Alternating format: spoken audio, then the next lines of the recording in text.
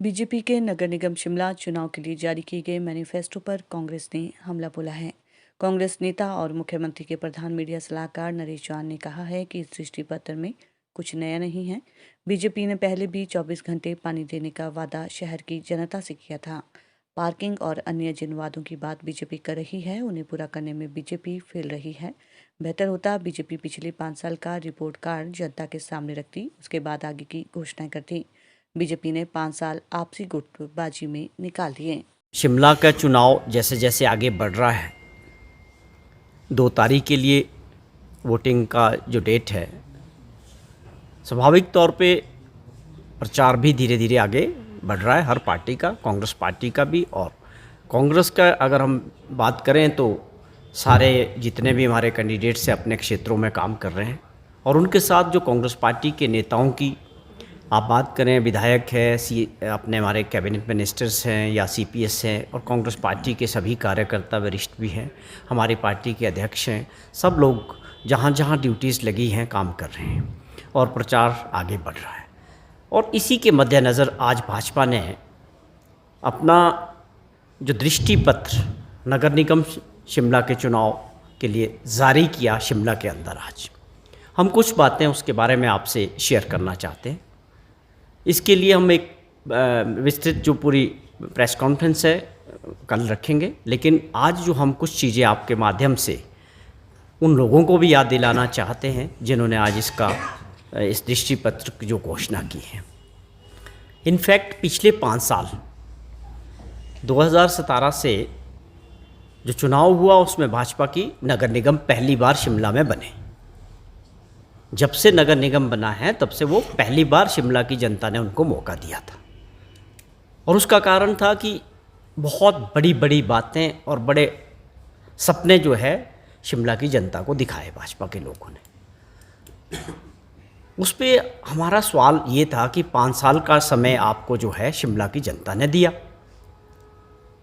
और आपने भी बहुत बड़ी बड़ी बातें और बड़े सपने दिखाए, जिसमें कुछ चीज़ें ऐसी थी कि आपको वो 5 साल में पूरी करनी थी। लेकिन अगर आज इस पे मोटे तौर पे हम आज भी थोड़ी नज़र डालें इनके दृष्टि पत्र में, तो वो सारी चीज़ें जो पहले 2017 में बात कही गई, आज वैसे की वैसी इतनी सारी लंबी लिस्ट है।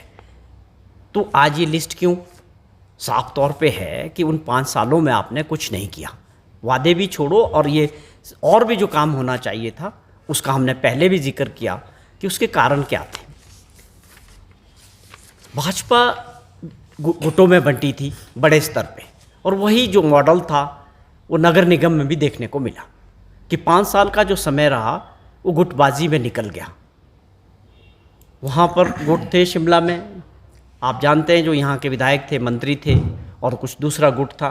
वो गुटबाजी में पूरा 5 साल का समय खराब हो गया और वो शिमला की जनता का नुकसान हुआ कि शिमला नगर निगम में रहने वाले लोग ऐसी बातों में तो देवर परफेक्ट, लेकिन काम की दृष्टि से ज़ीरो। आपस में लड़ाई झगड़ा चलता रहा, mayor deputy mayor group politics में 5 साल निकल गए। लेकिन नुकसान किसका हुआ? शिमला की जनता का। आज ये समय जब आप अपना घोषणा पत्र अगले चुनाव के लिए दे रहे हैं, तो ये आपकी नैतिक जिम्मेवारी है कि आपने पिछले 5 सालों में जो वादे किए थे उसमें से कितने लोगों आपने खरे उतारे। पहले उसका हिसाब किताब भाजपा को देना चाहिए कि हमने 2017 में शिमला की जनता था कि इससे पहले कि आप अगली एक घोषणा पत्र लोगों के सामने रख रहे हैं कि और एक विज़न दिखा रहे हैं कि हम आगे ये करेंगे अगर आप दोबारा से मौका देंगे। लोकतंत्र की परंपरा है कि जो सत्ता में रहे, जिन्होंने 5 साल राज किया, सबसे पहले उनको अपना पूरा रिपोर्ट कार्ड जनता के सामने रखना चाहिए कि हमारे ये वादे थे, उसमें से हमने इतने % पूरे किए और उसके बाद आगे के लिए हम ये लेके आ रहे हैं। तो वो चीज़ें ना इसमें कहीं दिख रही है। और हमने पहले भी जिक्र किया था कि वो पूरा 5 साल का कार्यकाल इनका पूरी तरह से फेल रहा। आप पानी की बात करें कि 24/7 मतलब 24 घंटे शिमला को पानी देने की बात भाजपा के 2017 के घोषणा पत्र में थी कि हम 24 घंटे पानी देंगे शिमला को। तो आप लोगों के सामने था वो 5 साल का कार्यकाल कि 24 घंटे तो आज तक नहीं आया, लेकिन लोगों को पानी के लिए भी तरसना पड़ा और किस प्रकार से पानी की समस्याएं गर्मी के दिनों में शिमला में रहती थी। लेकिन इस सरकार में तो वो लगातार हैरानी इस बात की है कि सर्दियों के दिनों में भी या बरसात के दिनों में भी पानी की समस्या रही। तो वो ऐसे कई और वादे थे। पार्किंग की बात की, जितने भी पार्किंग शिमला के अंदर जो बने हैं, जो आप देख रहे हैं, जो बड़े बड़े 4, 5, 6 पार्किंग्स जो बने हैं, इनकी सारी रूपरेखा, प्लानिंग और इनका एग्जीक्यूशन, कंस्ट्रक्शन सब कांग्रेस सरकार में हुआ। चाहे आप शिमला के लिफ्ट के पास की बड़ी पार्किंग की सवाल है, या छोटा शिमला की पार्किंग का सवाल है, या संजौली के अंदर पार्किंग का सवाल है, या और छोटे शहर के अंदर जो भी पार्किंग्स बने हैं, वो पूरी तरह से 12 और 17 के बीच कांग्रेस पार्टी की जो सरकार थी हिमाचल प्रदेश में, उसकी सारी रूपरेखा, प्लानिंग और कंस्ट्रक्शन उस दौरान हुआ। तो आपने जो पार्किंग के लिए भी शिमला के लोगों को जो वादे किए थे वो पूरे नहीं हुए। ट्रैफिक कंजेशन जो है बढ़ रहा है, आपके पास कोई मॉडल नहीं था। और उससे भी बड़ी और बहुत सारी समस्या है कि जहाँ अगर हम स्मार्ट सिटी की बात करें, कि स्मार्ट सिटी को लेके